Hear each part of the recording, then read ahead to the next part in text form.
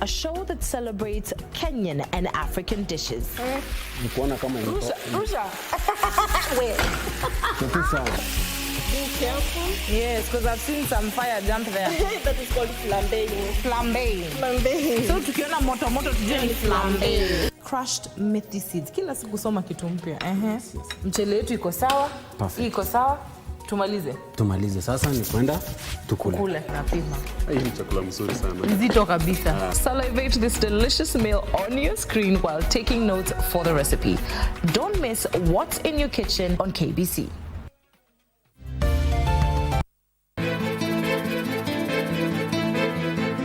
Kipenzi, msafi kwenye paji la uso, lakini roho nyeusi tititi. Kama roho yangu ni nyeusi, wajua haishindi yako. Hannah has been asking about you. Na wewe mjua Kate vile alivyo, akishika lake hivi aachi nyuma. Oh, na wewe wangawania nini kwa Laban na hakupendi? Si umwachie kesi? You homewrecker. Wewe ni wale wanawake ambao mmezoea kuvunja ndoa za watu.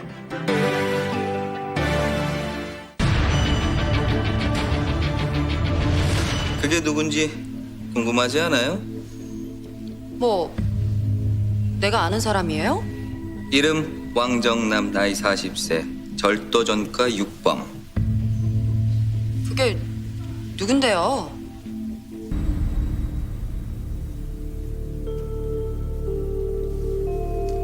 영경이를 감시하던 배후 세력이 북쪽이 아니었다는 사실.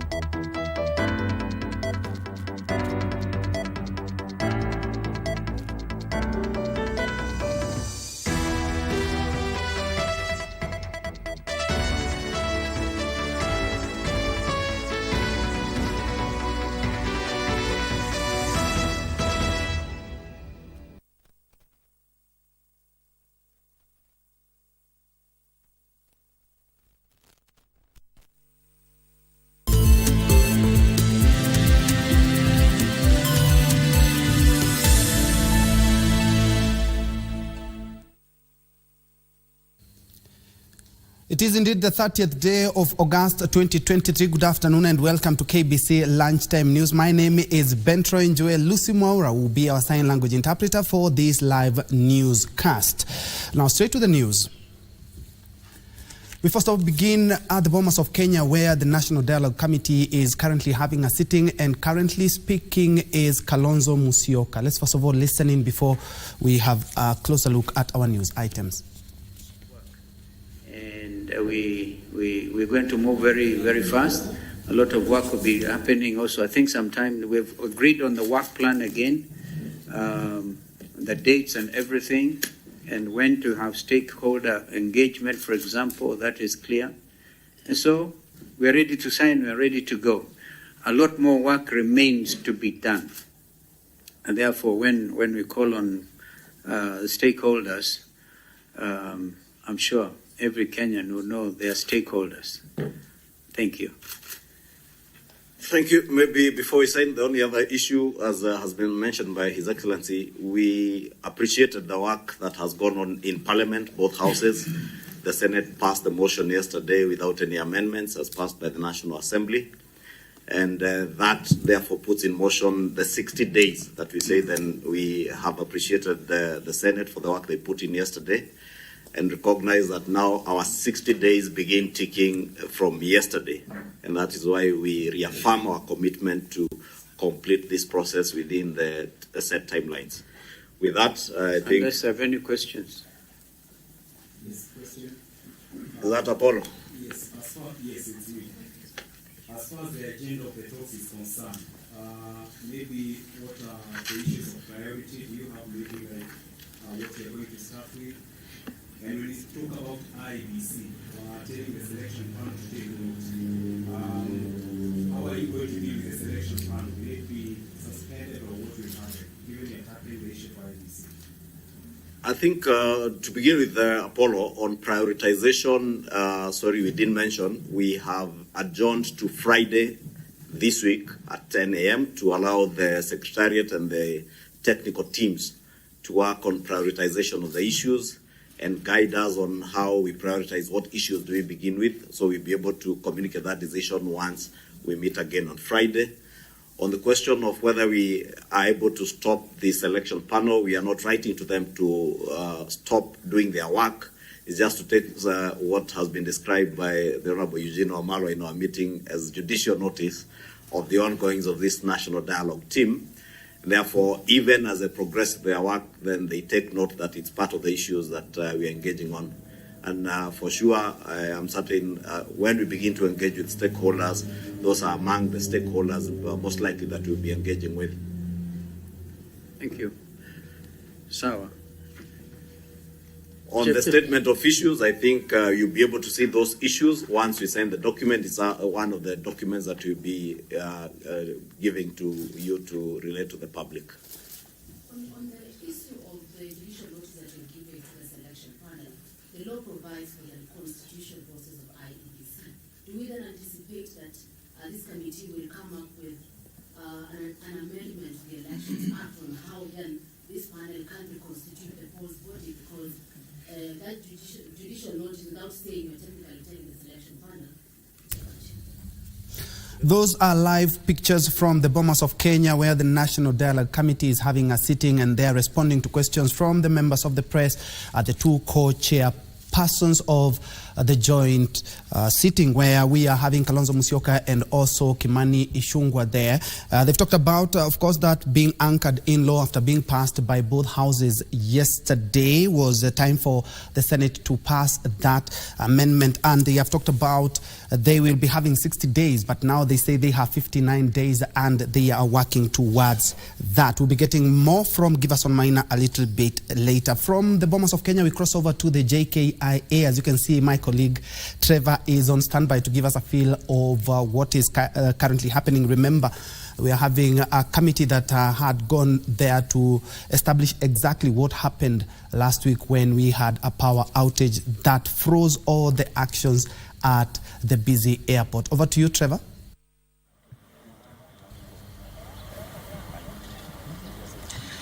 A very good afternoon to you, Ben Troy in studio. We are coming to you live from the Jomo Kenyatta International Airport, specifically at the Kenya Airports Authority headquarters, where the National Assembly Committee on Transport and Infrastructure is currently doing a visit to ascertain the situation here at the Jomo Kenyatta International Airport.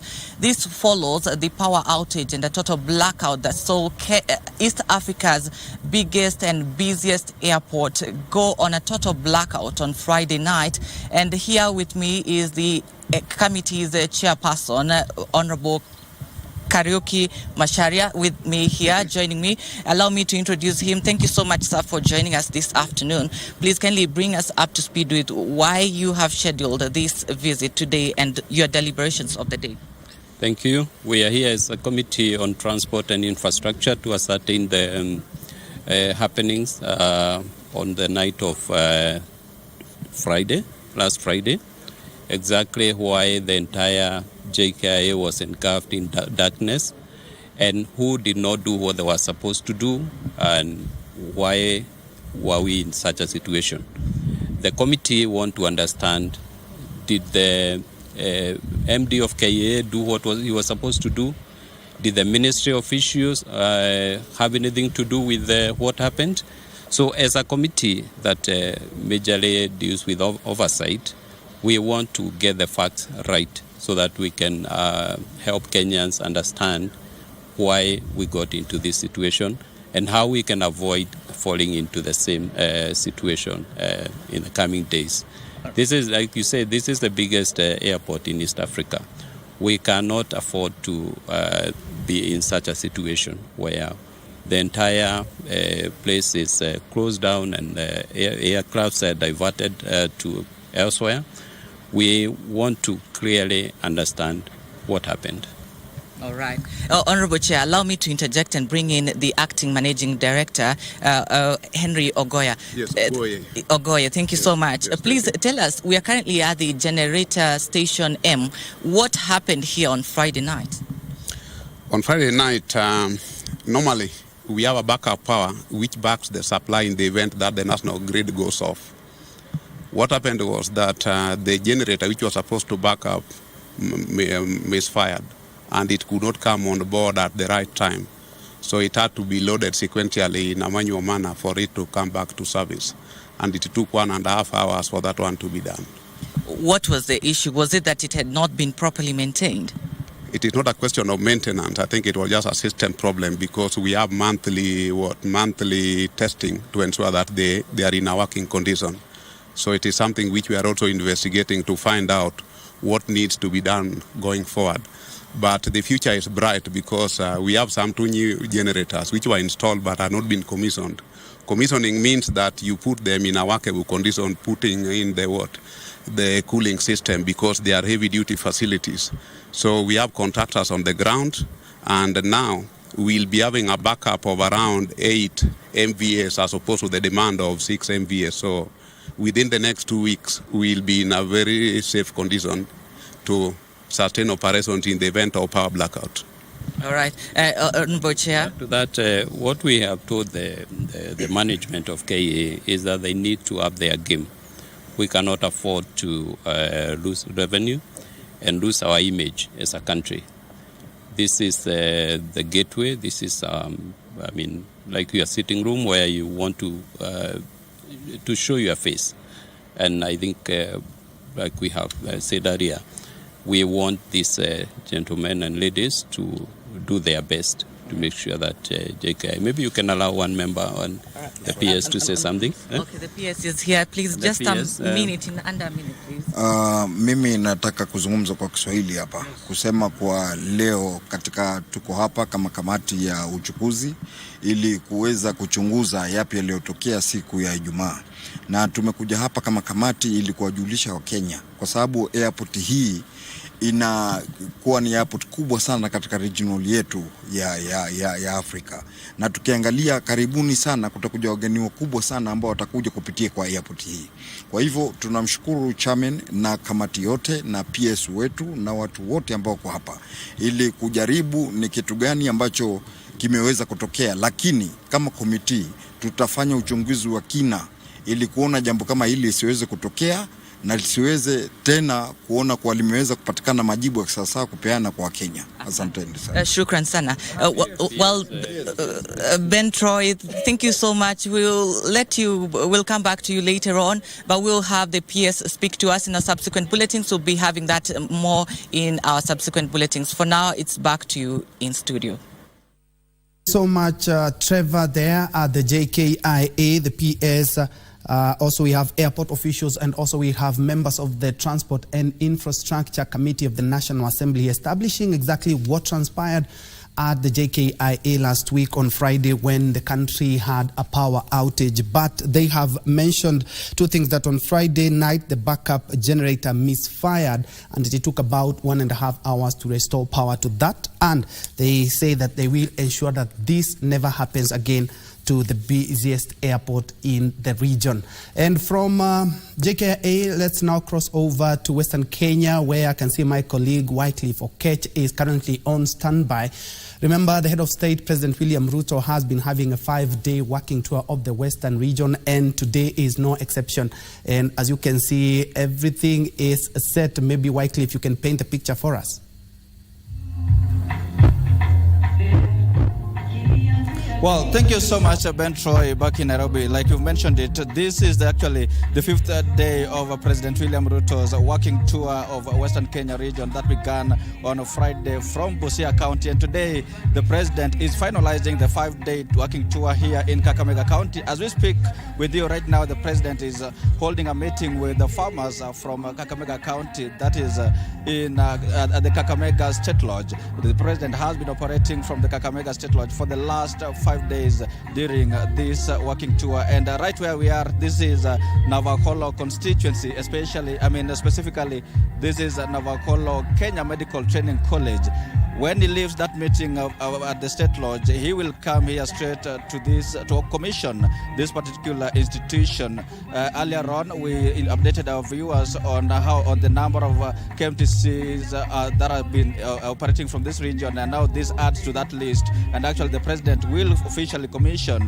the operationalization of this particular institution today.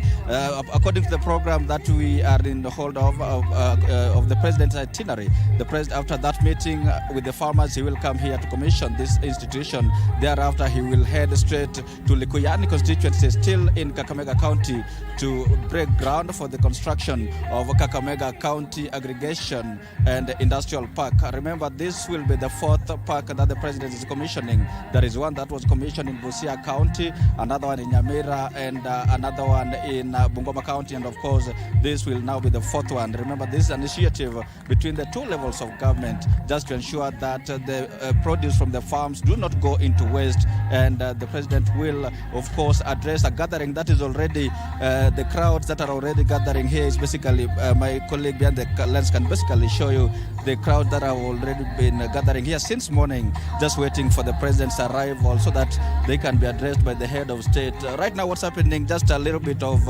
entertainment from the locals here, different students from the KMTC campuses, as far as Kitale, as far as Kisumu campuses. They've already they are already here to witness the official commissioning of the KMTC Navaholo campus, and of course we'll be keeping tabs with the comments, with the remarks by the head of state, who is actually being accompanied by his deputy Rigathi Gachagua, the Prime Cabinet Secretary Musalia Mudavadi, and of course the National Assembly Speaker Moses Wetangula, who have been with the president throughout this working tour. Of course, Western Kenya is quite big in terms of maize production and sugarcane production. The president, that explains exactly why the president is holding that meeting with the local farmers from Kakamega County. Yes, on Sunday when he attended a Thanksgiving ceremony, that is a Thanksgiving service in Bungoma County. You heard him mention that this is the government that is going to streamline the sugar sector, and of course that explains the reason he is holding that meeting. Like I've mentioned, when the president leaves that meeting, he's coming here to hold that, to address a gathering here as even as he launches or rather commissions this KMTC campus, and later on he will finalize the 5-day working tour with by launching the Kakamega County Aggregation and Industrial Park. All those details will come to our viewers later on in our subsequent bulletins. For now, let me hand it back to you, Ben Troy. Thank you, Wycliffe Okech, for that comprehensive report on the president itinerary. And he is expected any moment now after holding meeting with farmers at the Kakamega State Lodge. A little bit later, he is expected to commission the Navaholo KMTC and also launch a park in Likuyani. He's keeping tabs with what is happening there, and of course we will be bringing you all the speeches as soon as the head of state is in Navaholo. Well, that's about it. Let's get now to other news stories where 12 Gabon army officers have appeared on national television to say they have taken power. They announced they were cancelling the results of Saturday's election and closing the country's border until further notice. The Electoral Commission said President Ali Bongo had won the election with just under 2/3 of the vote in an election the opposition argued was fraudulent. Overthrowing President Bongo will end his family's 53-year hold on power in Gabon, which is one of Africa's major oil producers. The soldiers added that the country's borders had been closed until further notice. If confirmed, this would be the 8th coup in former French colonies in Africa in the past 3 years. The soldiers say they were from the Committee of Transition and Restoration of Institutions and represent security and defense forces in the country. The sounds of loud gunfire could be heard in the country's capital, Libreville, following the broadcast. There was no immediate response by the government to the soldiers' announcements, and the whereabouts of Bongo are unknown. Internet access was suspended following Saturday's election for security reasons. However, this was restored shortly after the apparent takeover. A curfew is also in place. As in previous general elections in Gabon, there were serious concerns about the process in Saturday's vote. Both of Bongo's previous wins were disputed as fraudulent by opponents. This time, controversial changes were made to voting papers just weeks before the election day. Bongo came to power when his father Omar died in 2009. In 2018, he suffered a stroke which sidelined him for almost a year and led to calls for him to step aside. The following year, a failed coup attempt saw mutinying soldiers sent to prison. Yusufar reporting for Lunchtime News. And back home, political woes pitting Kiambu Governor Kimani Wamatangi continue to deepen as a section of members of the County Assembly are now protesting the manner in which the governor issued bursaries to needy students, accusing him of sidelining them and running what they called a one-man show. The ward representatives in the county charged that Wamatangi was using the bursary kit as a campaign tool and at the same time failing to deliver on his previous campaign promises, sentiments echoed by Kiambu Senator Karungo Wadangwa, who accused Wamatangi of isolation and claiming the county government is legally incomplete, having not appointed a substantive county secretary, some county executive committee members and chief officers.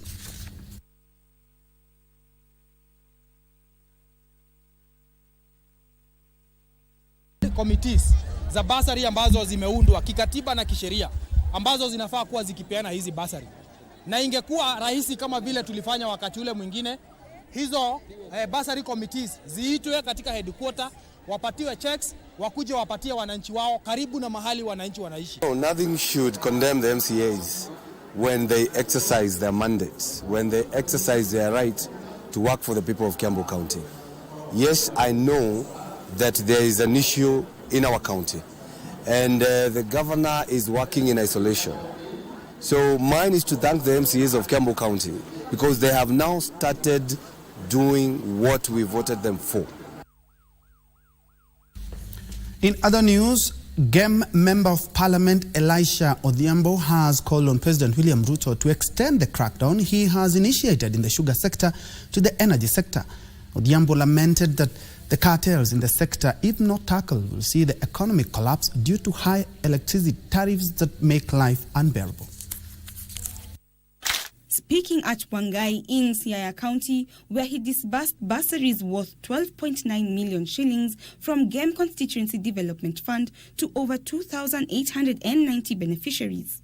Odhiambo blamed the recent nationwide blackout on the cartels that did not want the government to rein in their high appetite for abnormal profits due to skewed contracts.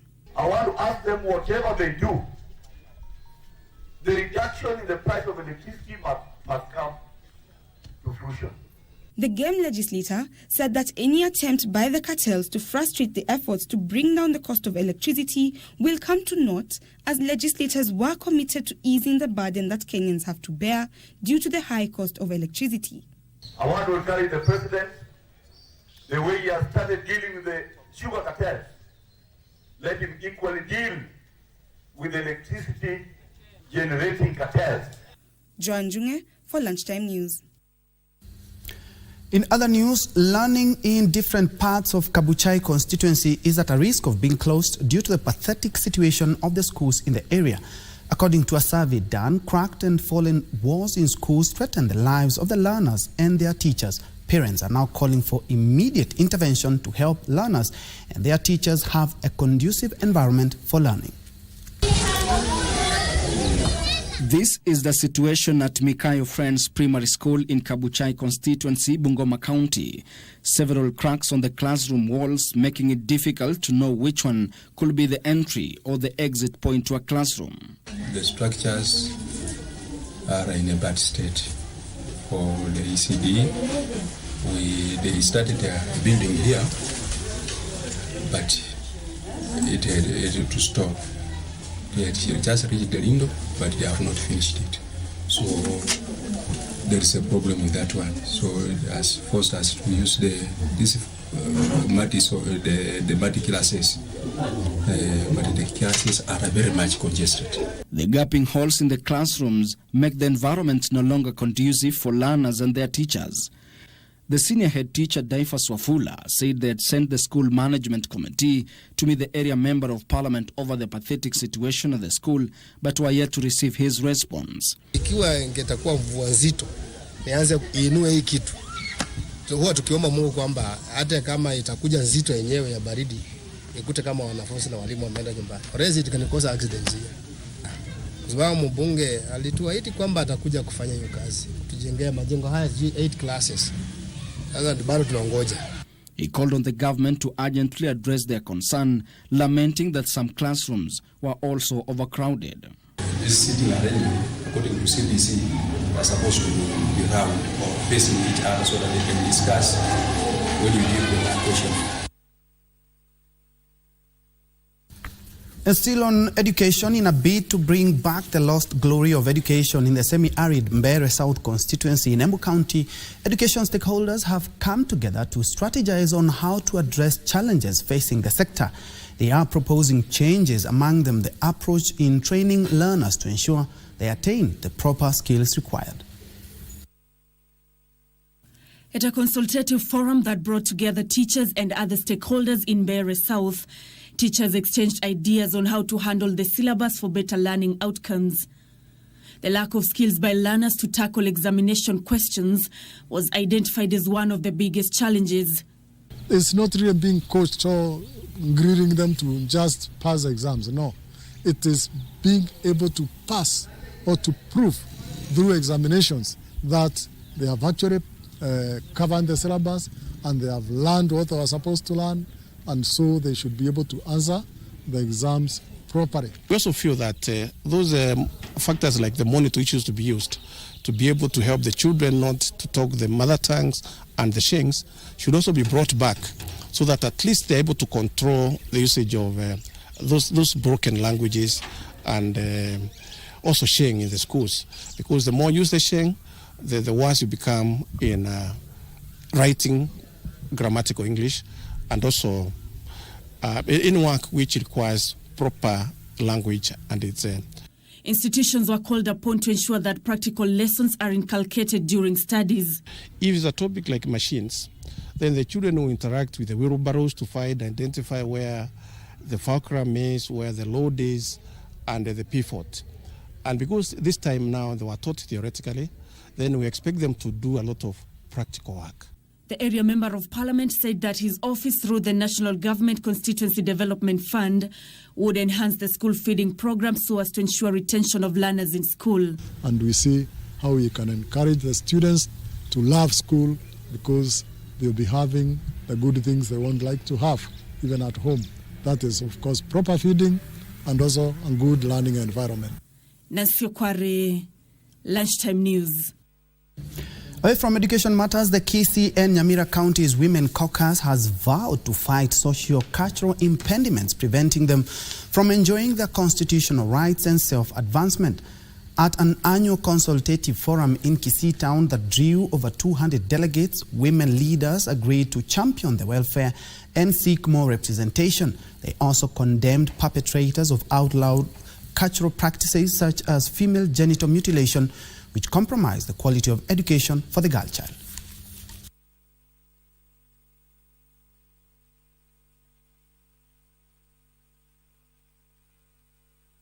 Daktari, kuna walimu, kuna wafanyabiashara, kuna politicians. Pia tumesikia maneno mengi kutoka kwa hawa ambaye tumelani. It is nice to meet every now and then so that we can learn from one another. Tunachiinua sisi kwa sisi. Gusii inapaki kuwa jamii moja ambayo ijaikuwa na mumama hata mmoja mwenye amekaa pale bungeni. Ila tu kwa ile position ya women rep yenye ilikuja kwa sababu ya affirmative action. Tunajiuliza ni kwa nini Wakisii tuko na shida.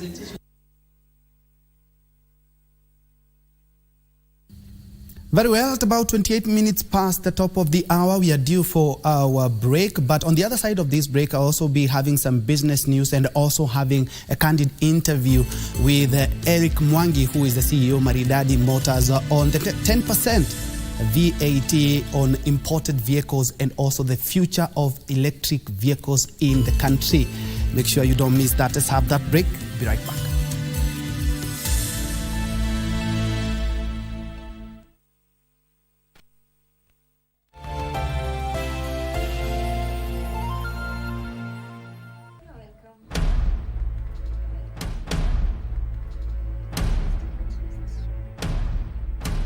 Shamsa mke wa Zito.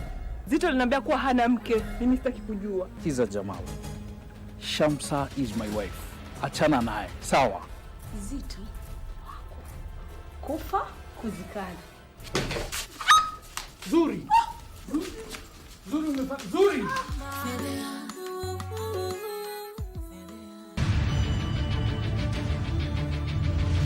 그게 누군지 궁금하지 않아요? 뭐 내가 아는 사람이에요? 이름 왕정남, 나이 40세, 절도전과 6범.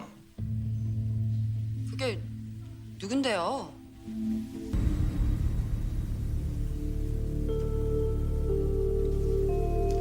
영경이를 감시하던 배후 세력이 북쪽이 아니었다는 사실.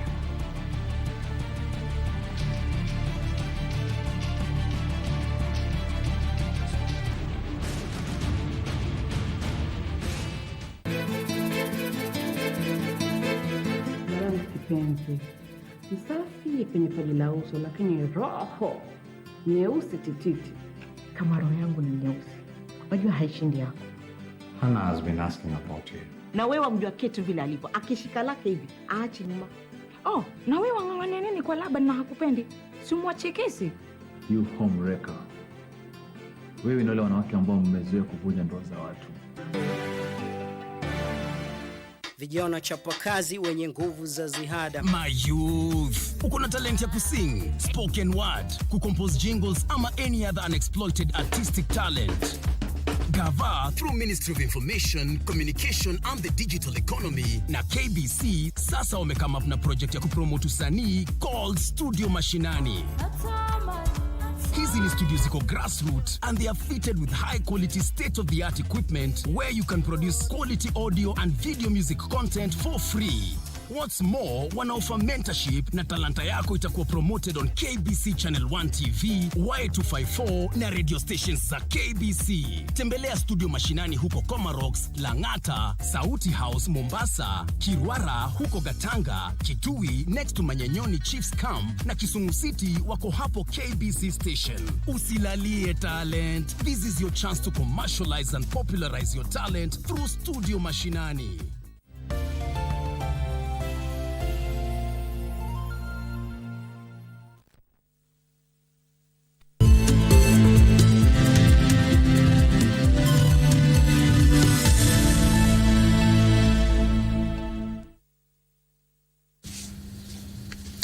Welcome back and thanks for keeping it KBC. Elsewhere, residents of Acacia, Kitengela, Kajiado East Sub-County are demanding an immediate repair of a 6-kilometer stretch of road in the area.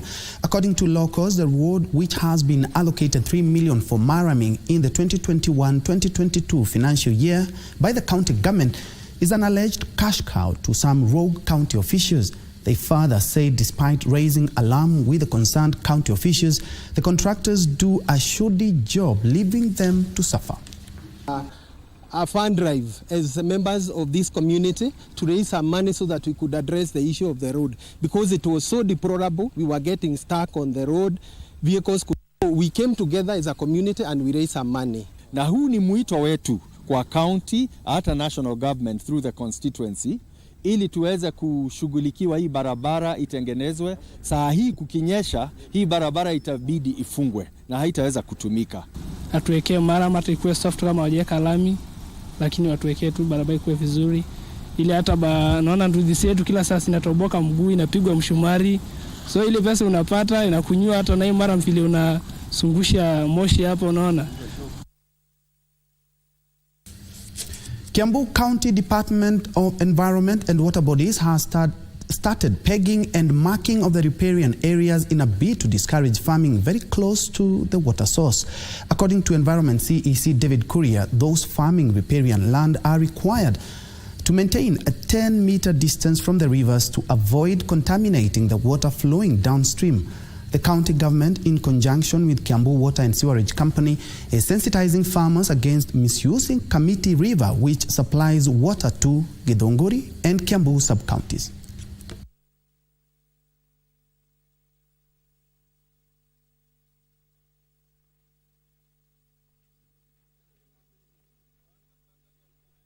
Kumekuwa na hata kiangazi, na hii inaleta ukame na njaa. Lakini tukishirikiana pamoja sisi zote tutaweza kuyalinda yale ambayo Mungu ametupatia ili yatusaidie na pia yasaidie wale watakuja nyuma yetu. Mito yetu inaenda ikididimia kwa sababu watu wamelima sana karibu na hiyo mito na zile zinaitwa chemichemi za maji. Kwa hivyo tulionelea ni vizuri hata kama sisi kampani zetu ni sakusa maji, tuchukue hiyo jukumu, tuende tufunze wakulima wetu jinsi ya kulima wakihifadhi maji na wakipanda miti ambayo inastahili. Tuko na shughuli ya pre-launch ya riparian land marking and pegging of River Kamete, na madhumuni hasa ya kufanya riparian land marking and pegging ni kuhifadhi the water bodies that are there, to make sure that the water bodies are protected in terms of quality and they are also protected in terms of quantity.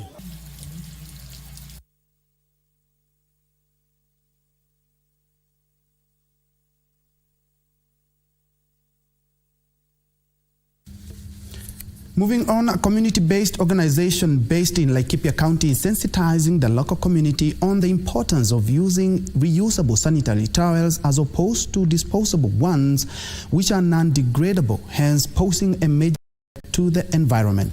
Binti Mwangaza, which was started in the year 2012, has equipped over 5,000 vulnerable girls drawn from the pastoral community with reusable sanitary towels that have ensured continuity in learning. According to data from Women Environmental, an average woman uses more than 11,000 disposable menstrual products in their lifetime, hence generating tons of waste that are disposed of to the environment.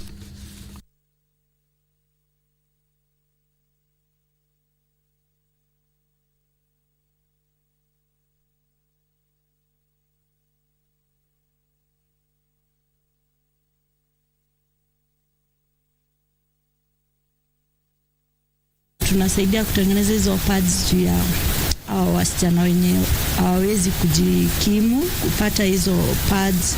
Wengine wanapitia challenges, maybe huko shags hakuna pesa. Tunashukuru kwa wawekezaji na partners wanatusaidia kufacilitate hii mambo yote ya kushona pads na kuzipeleka mpaka kwa watoto wa shule.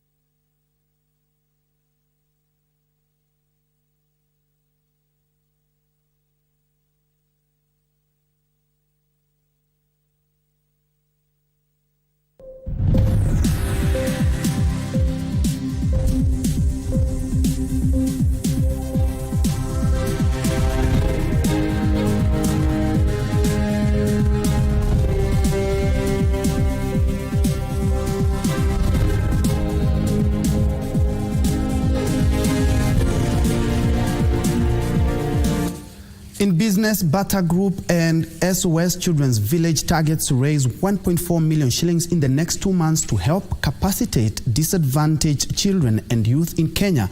Under the partnership, SOS Children's Village will use the funds raised to impart youth with on-demand skills to help them prepare for the job market. Batashu Kenya Chief Executive Benson Okumu says this is part of the Founders Day global celebrations aimed at supporting the less fortunate in the society. For close to 90 years, Batashu Company has been in the business of making footwear in Kenya with a major production facility in Limuru, Kiambu County. We have come into a collaboration or partnership with them, whereby we are going to support them in 2 phases. The first phase will be for funding, and then the second phase will be for mentoring. Today, what you are doing is just now launching the partnership and signing an agreement. Because the first phase, which was for funding, even as much as we are going for our customers' contribution in the 52 stores that I explained, should we fall short of our target, Bata is going to make up for the difference. This has made Kenya one of Bata Group's most important markets in Africa, alongside South Africa. As part of its corporate social responsibility, Bata has partnered with SOS Children's Village Kenya to mentor children and young people by offering them the right survival skills and connecting them with the job market. If you look at the youth unemployment rate in this country, it's becoming higher, especially amongst the young people. That is why when you call for a rally, even today on a working day, you'll see young people will fill the rally spaces because there are no jobs. It's not that they don't have education. We've given them the education, we've given them skills, but they just know enough opportunities. Under the 2-month partnership, Bata will encourage the customers in Kenya to donate towards the cause with a target of 1.4 million shillings. SOS Village International says young people are facing challenges getting into the job market due to lack of mentorship and inadequate skills. We have 50 years of experience in this country, but we are realizing that more and more we need to work with others to raise these children. And different people come with different qualities. There are some people who provide financial assistance, there are some people who provide technical assistance, there are some people who just provide mentorship and guidance to the young people. SOS Children's International is one of the world's largest not-for-profit support agency for disadvantaged children with a history spanning 70 years. Bata is currently on a high expansion drive, targeting to increase its footwork by opening more branches in the country. The business is doing quite well at the moment. There are challenges, like everybody has challenges in the economy, but what excites me is that so far up to the month of August, we have performed much better than last year, which is a very, very big plus for the business. And I think the rest of the year looks much better than what we have gone through in the past 3-4 months. The shoemaker has about 150 stores in Kenya. Very well, and from shoes we now change gears to vehicles now. And during this budget, actually the government increased the duty of imported vehicle units from 25% to about 35%, about 10% increase, and that has led to the shooting of the prices of vehicles that are imported in the country. One of the reasons the government did that is to support local assembly farms and also make the local investment in the vehicle industry locally assembled, vibrant, and also target some taxes there as well. But this has had a ripple effect. And now we are joined by Eric Mwangi, who is the CEO Maridadi Motors. Karibu sana, Eric. Thank you so much, my brother Njue, for having me here at KBC. You're welcome. Now, I've noticed if you go to any car bazaar, and even if you check online, the prices of vehicles has steadily increased. A good example is the Probox, from around 900,000 to around 1.3 million shillings. This has quite affected the market. How has it affected you as one of the guys who are dealing with second-hand vehicles and more or less imported vehicles? Thank you so much for your question. Of course, any price increment creates a level of dissonance in the market before customers fully accept the new price.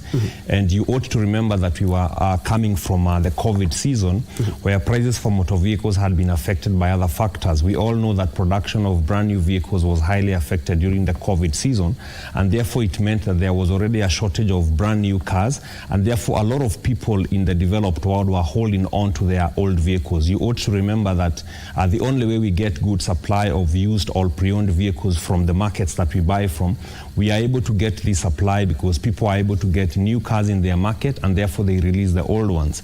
Now with COVID, what it means is that many people are still holding on to the cars they were using, they were not releasing them for sale, and therefore we had a low supply in the auctions, and these had already affected the prices, what we call, because the pricing of the vehicle has 3 or 4 major components. We have what we call the CIF component. This is cost, insurance, and freight. This is the cost of the vehicle in the country of origin. And therefore that price had already gone up because of COVID, the effects of COVID. Now when you top up with increased shipping costs, and now you bring an increased taxes, of course we are looking at a change of price that is significant to the mind of the consumer, and this definitely slows the demand a bit. And I'm looking at the statistics here in the country, and we do import about 81,000 pieces of vehicles in the country each and every year, against an local assembly of about 34,000, more or less 2.5 times. And now the ban actually discourages a lot of people from bringing in a lot of vehicles to the country because actually of the cost, and the cost is going to be passed down to me who is buying or to a consumer. How is it going to affect the revenue as well? You know, KRA also wants to get something there. Very good question and very varied. I think there's a need for government, and I'm very happy because the government of the day seems to be a bit more open to listening to business communities. And you know, when it comes to the motor vehicle sector, we are classified into two. We have the people that deal in brand new vehicles, some of them locally assembled, and then we have category 2 where we belong, those of us that actually deal in pre-owned vehicles. And before we can talk about, you know, any ban for used cars or pre-owned vehicles, we ought to ask ourselves the fundamental question of why. Why do Kenyans prefer to buy pre-owned vehicles? You've laid out some statistics because data shows that about 85% of the Kenyan market prefers to buy pre-owned or what we call used vehicles. We need to ask ourselves, why do they prefer to buy pre-owned vehicles? And, you know, Troy, the truth of the matter is that they incline much more to the pre-owned vehicles because that is what they can afford. You know, truth of the matter is that any one of us, every human being, if given an opportunity to buy between a brand new car and a used car, if they could afford, they would definitely want to buy a brand new vehicle. So the reason why many people buy pre-owned vehicles is because that is what they can actually be able to afford. But then we are also looking at the need for other things in the economy. There is need to create jobs. Of course, the manufacturing sector is very, very promising, and the auto sector can be able to create a lot of jobs. But we ought to remind the people that are thinking for the government not to presume that the pre-owned motor vehicle sector has not created any jobs. There is a lot of employment that has been created by the people that deal in used vehicles, and therefore we ought to strike a balance because all of us are children of the government. Whether somebody is in the industry for brand new vehicles or somebody is in the industry for pre-owned vehicles, all of us are children of the government, and the government therefore has to come up with policies that are favorable to all its children, those that want to manufacture and those that want to deal in used vehicles. We all ought to be encouraged because in one way or the other we contribute to the growth of our economy. And let's look at that official data. I remember in the year 2022, the then Treasury CS Ukuri Yatani was trying to push for the ban on minibuses, which of course we are using here in the country as matatus mostly. And that did go quite well, but the aim of the government back then was to more or less promote the local companies that are assembling vehicles here and also make the industry a little bit vibrant. Do you think this is a good idea at the moment? Well, some ideas sound very good on paper, but when you take them to the ground, they fail the test of time. And I think the good example is the one that you have given for matatus, whereby, you know, there was a policy that wanted to outlaw every single matatu on the road that, you know, is below the capacity of that 5-seater. But Troy, we need to understand that the market is driven by its needs, by its own needs. Yeah, the market is driven by factors like what can people afford and what can't people afford.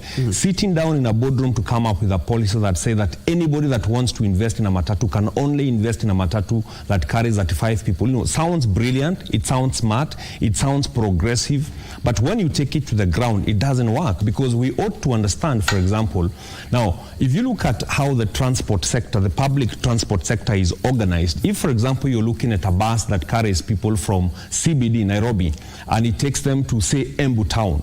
Now, it is possible for you to have a high-capacity vehicle in that particular route because you have many people moving from Nairobi to a place like Embu.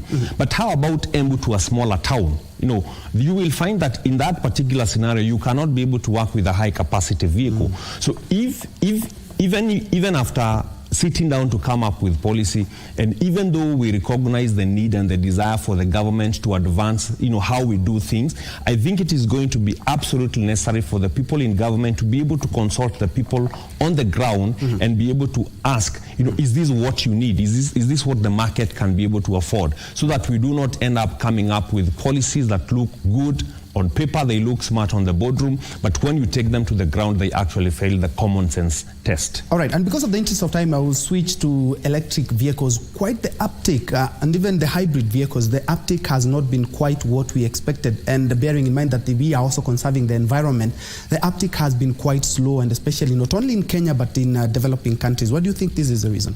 Oh yeah, trust me, I have been to very many different countries, and we've had these conversations with players in the automotive sector of electric vehicles. vehicles and how long we think it will take for the world to fully migrate to electric vehicles. And the truth of the matter is that it's going to be a journey.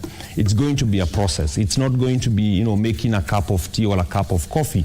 And the reason is because of different factors. Number one, you're looking at, user acceptability. An individual today expects their vehicle to function in a very, very in a mechanical way as we speak. And I would give you a very, very simple example that a lot of users complain about. Electric cars are too quiet. The revving of the engine that we are used to, that your own psychology, when you go and you start your engine and you hear that sound of the engine, as you accelerate, you hear the revving of your engine, you will be shocked to discover that while there are some people that can be able to afford an electric vehicle, such a small issue, such a feature like, how does my vehicle interact with me as I drive it is going to influence which vehicle they actually buy. So one of the challenges that we have with the electric vehicles is that they haven't sold themselves enough to the users. The users are still not used. The current generation of drivers are not used to electric vehicles. Now, we also have challenges with market support. You buy an electric vehicle today, there's the question of where are you going to charge it? We all understand that electric vehicles have what we call a range. This is the distance it covers before on a full charge battery. If you charge it and it's full, how many kilometers does it take you for? And you will find that the longer the range, the more expensive it is. And you will find that what a market like the African market can be able to afford for electric vehicles would be what we call short-range electric vehicles. These are cars that need to be charged maybe after every 100 or every 200 kilometers. So a user will be asking themselves, if, for example, I take my electric vehicle and I go to Nakuru or to Nyeri or to Nanyuki, wherever your Ushago is, where are you going to charge it in your Ushago? And this issue of market support, the lack of infrastructure to support electric vehicles is one of the things that is going to affect demand in a very, very big way. Now, also, Troy, there is the issue of financing. Many people acquire their vehicles on financing, bank financing, and this drives demand in very big ways. There is the question of, are the financiers receptive to financing electric vehicles? I am sure you have seen online on social media platforms a lot of people complaining about being unable to support their electric vehicles. So you will find that unless all these things, all these factors are actually addressed, then we do not have proper incentives in the market for people to consume electric vehicles. If you go to countries like China, you will find that one of the reasons why many people prefer to consume electric vehicles is because it comes with a lot of tax incentives. You pay less taxes, you have advantages when it comes to parking, you pay less for parking, and unless we address all these things, I think the common Kenyan doesn't have a lot of incentives to buy an electric car today. All right, in 30 seconds, kindly, as we wrap up, tell us something about diversification. I've seen companies who sell motor vehicles are diversifying into other fields. You're also done a circle, maybe because of diversification, the low, the weak shilling, and all the semantics working around that. Thank you so much, Troy. Of course, for business survival and growth, you've got to diversify. At Maridadi Motors, we are evolving into a holistic motor dealership. We are focusing on car care. We have a brand that we call Sparkling Motor Spa, whereby we are able to clean vehicles for people that already have cars. Because a lot of customers that we would sell vehicles to would always come back and ask us, where do I clean my vehicle? We have about 6 branches for our car washes. Yes. Now, we also have an in-house circle whereby we can help you to finance your vehicle. We have an investment cooperative. This is for people that want to make money in the auto industry. They can be able to tap into the industry of motor vehicles by joining our investment cooperative. And of course, we have a driving school whereby we train people to become competent, safe drivers. Thank you so much, Eric Mwangi, who is the CEO of Maridadi Motors. There we are looking at the vehicle industry field and also the electric vehicle. So thank you so much. This is a conversation that needs a lot of time to actually put things into perspective. Away from business, we now cross over to sports, where Tottenham Hotspurs made their earliest Carabao exit in almost 2 decades after losing 5-3 in a penalty shootout against Fulham at the Craven Cottage. Crystal Palace came back from 2 goals down to win 4-2 at Plymouth, while Bournemouth also advanced to the 3rd round after a late 3-2 win over Swansea. Postecoglou suffered his first loss as Tottenham manager after his side lost 5-3 on penalties to Fulham in the 2nd round of the Carabao Cup. Mickey Van de Ven's 19th minute on goal. A problem in towards Reed, flick goalwards and in. put Fulham in front before Richarlison equalized with a header in the 56th minute. Davis, Perisic, Richarlison and Scarlett and Solomon waiting in the middle. Richarlison! A penalty shootout decided the result, as Marco Silva's side scored all 5 penalties while Davison Sanchez had his spot kick saved. Bournemouth beat Swansea 3-2 as new manager Andon Iraola secured his first victory. Matt Grimes gave Swansea the lead with a 9th minute penalty, but goals from David Brooks and Ahmed Traore turned things around in the second half. Pure concentration. Here's Grimes, left-footed, top corner. Couple of bright moments for Bournemouth, kind of. That's a lovely ball. Here's David Brooks. David Brooks shoots! And square ball for Patterson. Cries of shoot, which he does. Left-footed, off the post, and in! Took a deflection on his way through. Jamie Patterson equalised for Swansea, but Ryan Christie won it late for Bournemouth. Here's Justin Clivett down the left for the Cherries, to the top of the box. Christie to his right, finds Christie. Christie shoots, and Ryan Christie scores! Meanwhile, 3 goals in less than 5 second-half minutes saved Crystal Palace from a second-round exit as they came from behind to beat Plymouth 4-2. Ben Wen and Luke Candle both scored for Plymouth in the 6th and 46th minute to give them a 2-0 lead. Fake shot, come cross as it comes in towards the back post. Into the mix it goes, and it's turned in. Cundle has it, edge of the penalty area. Oh, what a hit! Before Palace completed a comeback with Olson Edwards' goal and Mateta's hat-trick. 5 shirts forward in white as it comes into the mix, and one of them gets on the end of it. It's a one-on-one with the defender across the 6-yard box, and it's tapped in, and Palace are level. Here's Schlupp, he's got runners ahead of him. One of them's Mateta, into the box he goes! Oh, what a hit! Jean-Philippe Mateta. Ooh, and they've lost it in midfield. Butcher loses it, and now it's Eze, 2-on-2. And Palace are in here. Is this it? It is! The hat-trick for Jean-Philippe Mateta. Laban Mrima, Lunchtime News. In tennis, Carlos Alcaraz had a short start to